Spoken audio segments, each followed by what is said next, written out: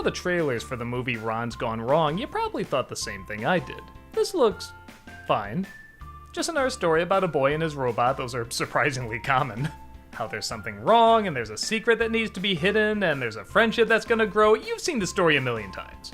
Truth be told, I probably wouldn't even check it out if it wasn't released by Fox, and, well, Fox is a part of Disney, so I have to do it for DisneyCember.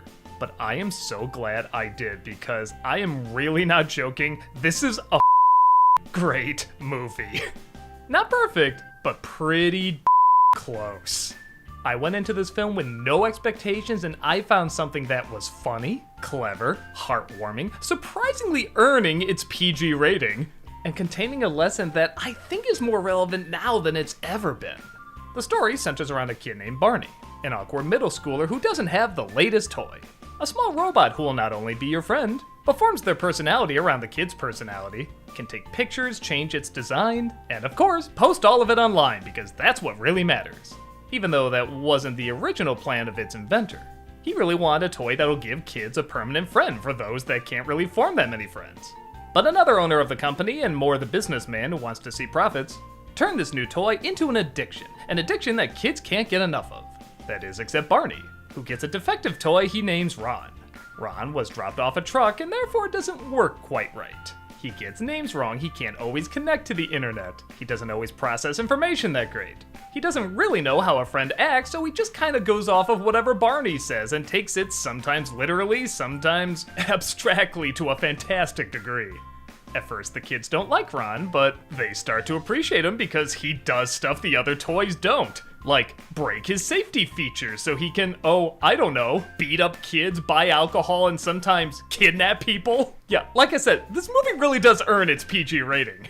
As you'd imagine though, through Ron's malfunction, he starts to show how everything else is technically malfunctioning, as it's the flaws and differences that have people interacting off each other and forming strong friendships, and not algorithms that say whether or not you're more likely to get along, causing kids to shut others out or mainly be alone, forcing them into a depression about getting more digital friends than physical actual friends. Okay, so if you've been watching me for a while, you know I'm not a big fan of social media, particularly Twitter. I know that's a thing now, everybody makes fun of Twitter, but even when it was invented, I said it was a bad idea. I was even joking about it on Nostalgia Critic episodes. Still trying to take over the world with that little Twitter invention of yours? Hey, tell me it's not making people dumber. Tell me it's not making them easier to conquer. So clearly, I'm gonna like the message this film has. But what's so clever is it isn't just showing it's all bad, because Ron is made by the same people. And he accomplishes what the original inventor wanted, it's just his vision got lost along the way. So without giving away too much, the ending isn't just get rid of all these toys, that's not the answer. There's a compromise that's really pretty brilliant. Even if it does take an extra third act to get there. Yeah, okay, let me get to the one problem with this movie, and yeah, I won't lie, it is kind of a big problem. The film looks like it's going to wrap up. It had a third act, it had a climax, it looks like everything should be winding down, but nope, there's suddenly this extra climax where they need to break into the place where they're made, and I guess I won't give it away, but it involves a lot of sneaking and corny slapstick, and it could have been integrated into the story a lot better. But like I said, the conclusion it comes to is very smart and very heartfelt. This is another one of those endings where a sacrifice is made, and it's actually a sacrifice. Something important is lost for the greater good.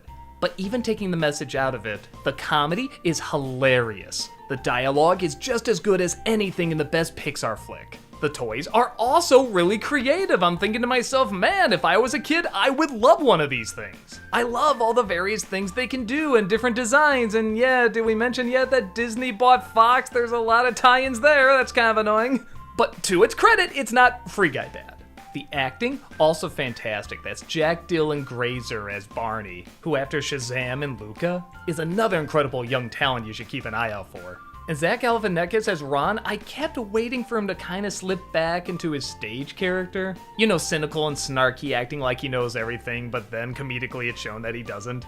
But we never get that. He is 100% convincing as this computer that's growing and trying to understand. And the way his personality grows is totally believable and likable. There's this running joke about saying the name Alcazar. They must do it like a dozen times in this movie, but every single time they do it, I bust a gut. I laugh so hard. It honestly wasn't until I started doing research that I realized what this movie reminded me of because it was the same director. This is one of the same directors of Arthur Christmas, one of the best Christmas movies ever made. The animated equivalent of Hot Fuzz, there's so many jokes in it.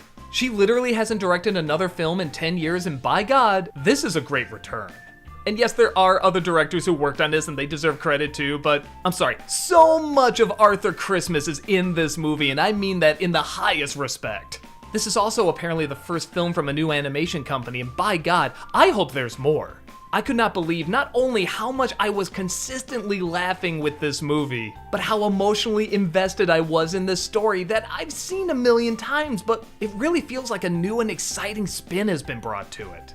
So yeah, if you had the same reaction I did to seeing the trailer, oh that looks cute but I'll probably skip it, see it man. I can't guarantee you'll have the exact same reaction I did, but this isn't just another forgettable kids movie. This is really well done.